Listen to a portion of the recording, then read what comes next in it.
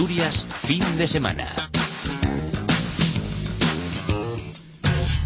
Y del arte a la literatura, a la escritura, a la lectura. Y es que hoy es domingo y ya saben que siempre que tenemos oportunidad les proponemos una lectura. Si bien rebuscamos un poco, no es nuestra intención hacer una sección de bestsellers, sino de libros que tienen algo que ver con Asturias, bien por el tema o bien por el autor, y en los que vemos algo especial. Y en esta ocasión ambas cuestiones nos sirven de justificación porque hablamos con una autora asturiana que ha escrito la biografía de un asturiano. Silvia Ribelles es historiadora y es de Oviedo. Si bien desde hace 8 años reside con su familia, su marido y sus 2 hijos en California, Estados Unidos. A través de Facebook, de nuestro grupo de Asturias Fin de Semana, supimos de su último trabajo, que lleva por título Luis Montero Sabugo, en los abismos de la historia, vida y muerte de un comunista.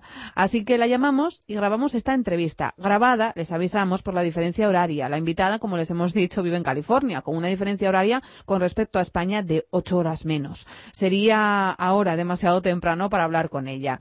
Esta es, por tanto, la entrevista con Silvia Ribelles de la Vega, autora de la biografía de Luis Montero Sabugo. Silvia, la vida te ha llevado hasta California, pero sigues investigando en la historia española, concretamente en un episodio como fue la Guerra Civil Española y la posguerra, y además a través de una biografía. Así en breve, porque si no nos tendrías que leer el libro, ¿quién fue Sabugo? Bueno, Sabugo fue un asturiano, nacido en el año 1908, que fue se afilió al Partido Comunista en el año 36, luchó en la Guerra Civil en el Frente Norte, se exilió a Francia y en el año 48, digamos que es cuando su figura cobra relevancia, en el año 48 fue enviado por el Partido Comunista de España desde Francia a Asturias a reorganizar la guerrilla. Entonces, digamos que fue la máxima representación del Partido Comunista en Asturias entre el año 48 y el año 50, que fue cuando le detuvo la Guardia Civil en Gijón. Y bueno, pues aparte de eso, pues fue un hombre que luchó en la Guerra Civil, como he dicho, también en la Segunda Guerra Mundial en Francia durante el exilio, estuvo en las líneas de la resistencia, luchando en Francia en contra de los nazis, ¿no?, que habían invadido el país. Fue deportado al campo de concentración de Mauthausen, en Austria, y allí se convirtió en secretario general del Partido Comunista de España, que era un partido obviamente clandestino, ¿no?, dentro del campo. Y, en fin, pues fue un hombre con una vida pues muy heroica, muy turbulenta, un personaje deslumbrante y ingenuo, un poco perturbador también, y pues había que escribir su biografía, ¿no? Claro, se puede decir que además algo que le define mucho en esa brillantez de la que tú hablas y demás, y esa personalidad especial, fue que escogió el camino difícil, salió con los perdedores a pesar de que su familia era falangista. Sí, pudo haber vuelto al seno de su familia, ¿no?, protegido por ellos, haber cumplido seguramente pues alguna condena, ¿no?, trabajos forzados, seguramente, y bueno, pues poder haber otra vez se podía haber reincorporado a la vida civil otra vez en España, pero era un hombre que tenía unos ideales muy marcados, ¿no? Era un hombre que era pues comunista hasta la médula, antifranquista, y luchó siempre por sus ideales, ¿no? En 3 ocasiones pudo haberse cambiado de bando y en las 3 ocasiones se negó. Bueno, eso es cierto que es un detalle que le define, ¿no? ¿Cómo llegó a ti su historia? Porque, claro, estamos hablando de una biografía de un guerrillero, de alguien del Partido Comunista. Bueno, hay muchas historias, ¿no?, en esa época, ¿no?, convulsa de la historia española. ¿Cómo llegó a ti su historia? Bueno, pues la historia de Luis Montero ya la conocía desde hacía muchos años, pero tenía muy pocos datos de ella, ¿no? Y entonces, un buen día, pues la verdad es que no sé muy bien por qué, mi hermano me mandó un nexo, ¿no?, de internet, dijo, fíjate, aquí hablan de Luis Montero y dicen esto. Y empecé a reinteresarme un poco por esta figura, ¿no?, la que tenía un poco olvidada, y me di cuenta de que su popularidad en el ámbito académico, pues era bastante grande, ¿no? Acudía a estudiosos y a especialistas pidiéndoles información, al profesor Pike en París, que escribió, bueno, pues digamos que los libros así más relevantes sobre el campo de concentración, sobre los españoles en el campo de concentración de Mauthausen. Él era una figura muy conocida para este hombre.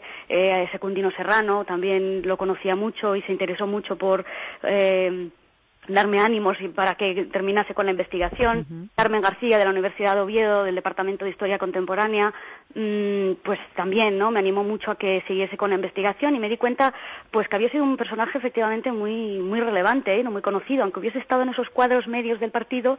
Sin embargo, en la historia de Asturias pues era bastante conocido, no solamente en el ámbito académico.